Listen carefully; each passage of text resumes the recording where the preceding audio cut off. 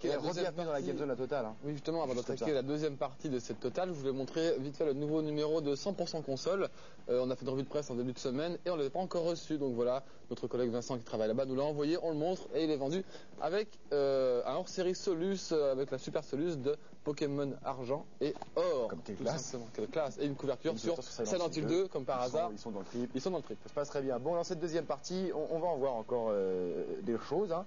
Par exemple, hein, Bertrand. Oui, bah par exemple, le press tour que tu as fait. Le press tour Konami, j'étais avec Gollum, avec plein d'autres mondes de la presse spécialisée. C'était super impressionnant. Interview des auteurs du jeu. Ah ouais. Special thanks d'ailleurs au passage à Stéphanie, Cécile et Ralph de Konami France parce que chapeau, c'était bien. D'accord. On verra également plein d'autres news et des trailers sur plein de jeux dont on vous laisse la surprise. Halo, Stuntman et Gollum, il n'a pas le droit de venir lui. Bon. Il y a Gollum aussi qui viendra pour nous parler des bandes originales de Silent Hill 1 et 2. Tu l'aimes pas trop? Si, j'aime bien. Bon, on regarde. Au début du mois d'août dernier, Konami France a organisé un voyage de presse tout à fait étonnant, ayant pour but de présenter Silent Hill 2 à toute la presse spécialisée européenne. Cet événement mystérieux a transporté les heureux invités dans un lieu aussi flippant et angoissant que le jeu lui-même. Tu confirmes? Tout à fait, oui, c'était vraiment effrayant, on était dans le noir avec les lampes torches. Ça se passait dans un château en banlieue parisienne, c'était où exactement? Dans la forêt de Chantilly. La forêt de Chantilly, bel endroit, tout à fait. très très bel endroit. Sous la pluie. Ce premier contact avec le hit de la Silent Team laissera à tous un souvenir impérissable. Outre les nurses qui nous ont accueillis, la maison hantée et la partie de paintball en pleine nuit, nous avons ainsi pu rencontrer et questionner les membres de la Silent Team, le studio responsable du développement des deux Silent Hill. Ces messieurs à l'esprit torturé ont donc fait le point avec nous sur la mise au point, justement, douloureuse d'un soft qui va révolutionner le survival horror. En tout cas, vous avez vu le test hier, vous êtes déjà convaincu. On regarde ce petit reportage sur Silent Hill 2.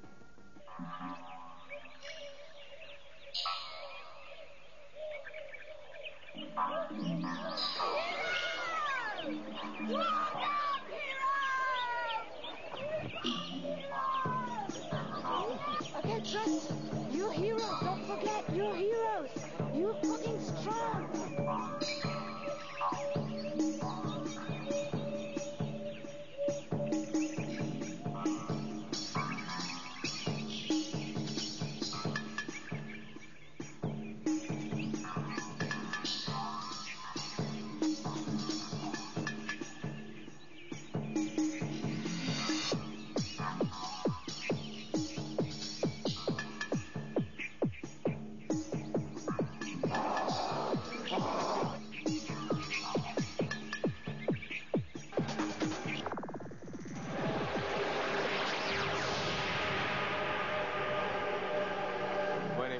Saro. I'm CGI director of Silent Hill 2nd and also Silent Hill 1st. The main character named James, he lost his wife by disease, and but after 3 years, he got mail from his died wife, and he decided to go to look for Mary, his wife, to Silent Hill. James, honey. Did something happen to you? We just, had lots of meeting, million times in the beginning of this project, and try to make a consensus. Like 2 months or 3 months, every day we went to the meeting room and talk about how to make it and how to express it from morning to night. Are you confusing me with someone else? やっぱ僕らゲームのクリエイターなんですけど、やっぱそのゲームの中で今回はサイレントヒル2はホラーということなんで、その怖さ、それで例えばこういうお城みたいなこういう場所に来た時にもそういうこういうのは怖さにつながるとかゲームの中で活かせるとかそういうことはやっぱ普段からやっぱ考えるようになりますね。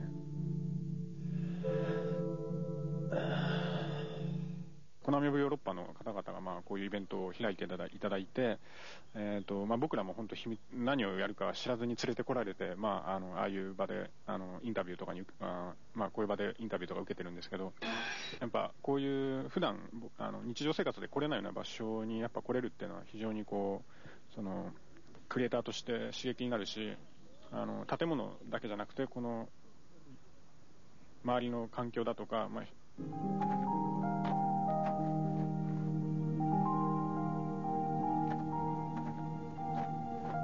Excuse me, I'm sorry. I No, was it's just... okay. I didn't mean to scare you. I'm kind of lost. Lost? 今だとですね、ちょうどもうサイレントヒル2一番最後の時期開発末期なので、なんていうかもう、いや、好きというよりはもうサイレントヒル2を愛して、もう、それをとてもすごいいいゲームにするためにも、今はそれだけしかやってないんで、またしばらくはもうずっとサイレントヒル2だけプレイしてます。It doesn't matter who I am. I'm here for you, James. See? I'm real. Voilà, donc comme vous avez pu le voir, on s'est franchement bien marré. Le trip d'interview dans la baignoire, c'était vraiment chouette. La musique est partie, donc voilà. Dernière info, Silent Hill 2 sort partout en France le 23 novembre. C'est une bombe de jeu, n'est-ce pas Julien? Absolument et fantastique. Et en plus, les un musiques... final grandiose. Ah ouais, et les musiques sont juste super envoûtantes. Et ça, tu vas en parler mieux que n'importe qui. La BO de Silent Hill, elle est composée donc de 2 albums. Ça, c'est le premier. Exactement, tout à fait. Silent Hill. Tout à fait. Bien sûr. Donc premier Silent Hill qu'on voit ici était en fait composé par Akira Yamaoka. T'en as fait quoi du boîtier? Tu l'as mangé? Exactement, bah non c'est Silent Hill, il y a des distorsions de temps, je ne sais pas, des casses. J'en sais rien. Temporel. Exactement. Pour la petite anecdote, il faut savoir que ce cher Yamaoka est aussi le compositeur, et ça c'est assez surprenant, des musiques de Winning Eleven, de toute la série donc des ISS qu'on connaît. Exactement. C'est un trip complètement différent. Autant les musiques de Silent Hill sont complètement dissonantes, c'est vraiment un album qui se subit puis qui s'écoute. Alors ça, attention, petite mise en garde, c'est clair, vous l'écoutez tout seul dans le noir, ça va pas aller du tout, mais pas du tout, parce que c'est vraiment des musiques qui utilisent des basses fréquences par exemple, qui ne se perçoivent pas à l'oreille, mais qu'on ressent vraiment viscéralement. C'est très très impressionnant comme travail. Silent Hill, le vrai trip. Exactement, ouais. Il y a des morceaux à la gratte absolument fabuleux comme on peut l'entendre. Cependant, dans le deuxième album, qui vient juste de sortir donc pour accompagner le jeu au Japon, Akira Yamaoka a encore pris la baguette pour nous composer donc ça c'est la version de Jap, ça. Tout à fait. Alors ça c'est la version de Jap. Et justement, scoop extraordinaire, pour la première fois en France, il y aura une BO de jeu vidéo qui sera distribuée officiellement sur le territoire. C'était le cas pour Metal Gear aussi. Oui, mais c'était plus particulier, ça ne se vendait pas directement en fait, c'était en bundle avec un édition collector. En tout cas, donc vous pouvez voir l'illustre, va s'afficher à l'écran donc de la jaquette de la version française que vous trouverez donc dans les boutiques incessamment sous peu à partir donc de fin de mois de novembre. Et elle est identique à celle dont tu vas nous parler exactement. Maintenant. Elle est complètement identique à la version japonaise qui est déjà disponible. Voilà. Tout à fait. Et grande nouvelle. Elle est belle. La jaquette est belle au Japon, je trouve. Oui, tout à fait. Elle est un petit peu plus subjective aussi. C'est clair. Beaucoup de morceaux de guitare, beaucoup plus travaillés, beaucoup plus structurés. Des accords un petit peu plus torturés aussi, mais peut-être moins de musique d'ambiance glauque, malsaine comme il y avait dans les premiers. Tu t'en souviens, j'espère. C'était vraiment. Ça s'écoute au casque. Hein. Ça s'écoute pas comme ça. C'est pas anodin. Écouter une musique de Silent Hill, c'est pas du tout comme Resident Evil. Il faut passer rapidement et vraiment se jeter dedans. Ma foi, deux albums absolument incontournables. Lequel tu préfères pour finir, très rapidement? Celui que je préfère, le 2. KX est un soft actuellement en développement dans les studios japonais de Microsoft, parce que oui, il possède pas mal de studios au Japon finalement. Présenté sous forme de vidéo à l'époque, ce jeu de baston annoncé comme révolutionnaire reste encore un grand mystère pour tout le monde. C'était une espèce de performance technique, je crois. C'est vrai, c'est un benchmark. Le producteur du jeu, Seiichi Ishii, est pour l'instant très secret sur son titre, ne souhaite pas encore communiquer d'informations précises. Seul élément concret à se mettre sous la dent, une vidéo présentée lors du récent Tokyo Game Show. On regarde et vous allez voir, c'est quand même pas mal techniquement.